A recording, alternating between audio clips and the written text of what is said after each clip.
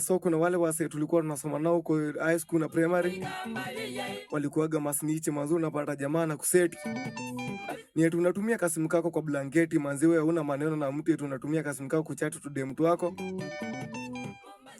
hivi. Basi jamaa anapatikana simu yake manzi, jamaa anaenda kukuseti kwa mwalimu.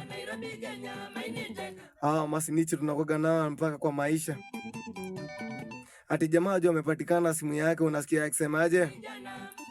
Wewe nataka uimaji saa mtu amepatikana peke yake, yani mundu no akwatikana na simu yake, wewe kanyinji na akwatikana, lakini atembea kudomu na mwalimu nini, atembea kuna mwalimu yunondo no kwatikanie.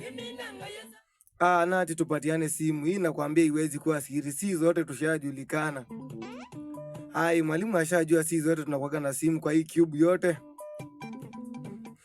Tuto ya simu ino bae mana bawe kana na simu. Neza mwalimu no mani itu na simu. Oyo yitu tonya wekalata tu na simu. Na amepatikana peke yake, lakini amefanya kuwa kirende. Yeye hataki tutumie simu juu yeye hana. Nati tupatiane simu, tushajulikana sasa, sio siri tena. Hatuwezi jificha, siku 40 zimefika. Na amepatikana peke yake, roho safi yako peke yake.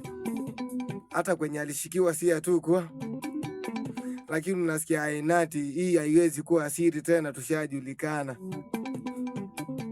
Ti siri ni tomanikie kana tu ya na simu matu iko to asimu tu ivetangane na blanda.